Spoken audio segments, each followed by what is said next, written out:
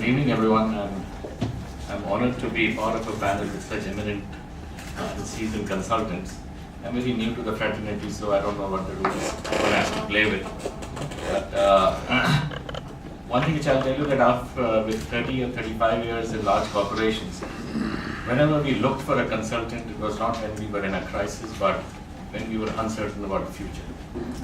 And what we expected from the consultant was that probably we would have a peek into the future which we as operating managers would never have.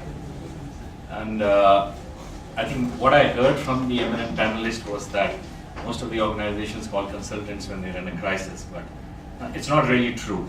Right? When a crisis does occur in an organization, I believe it's already too late to hire a consultant. If someone can foresee the crisis, right, he's a true consultant. Now, when I said about what I'll do when I voluntarily took retirement from corporate life, and I said that I can't be competing with such eminent people. So as a true marketing person, I had to find a niche for myself. And I found a niche for myself by saying that, okay, I'll be a consultant or a mentor to young entrepreneurs. I firmly believe that the future in this country is with entrepreneurship, not with large corporations. If you know that the US GDP is not built by the General Motors and the General Electrics of this corporations, but is an agglomeration of millions and millions of small enterprises and entrepreneurs. Bill Gates was an entrepreneur. If you look at the Forbes list of the richest people, the old rich are no longer there. 30% of that list churns every year. So you have new ideas, new entrepreneurs who are actually creating wealth.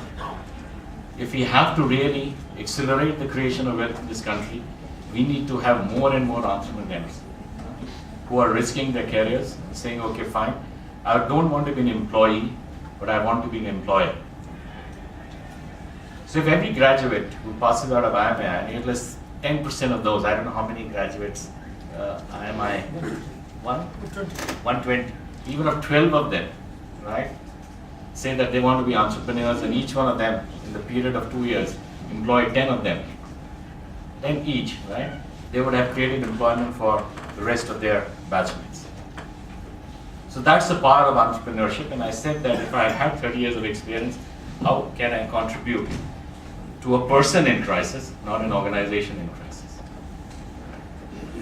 So what I do as a consultant, Rajiv still wants me to say that I'm a consultant, that's why he said I should be part of this body, and I'm very keen to be part of this body because I see so many familiar faces here. Professor Mitra is I'm an FMSite, so I'm great honor to be addressing an audience where he is sitting.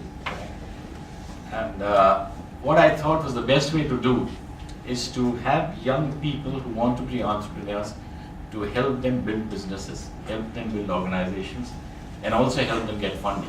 When I have always wanted to be an entrepreneur, but when we started our careers, we didn't have that opportunity to be entrepreneurs because there was total lack of capital. You couldn't raise capital, and you couldn't fight the bureaucracy in those times if you were a young entrepreneur because of the thousands and thousands of licensing procedures you had to go through. So the only way left for us was to seek good employment. But today, there's so much of liberalization which has happened, bureaucratic interferences to the minimum. Capital is not a resource which is scarce.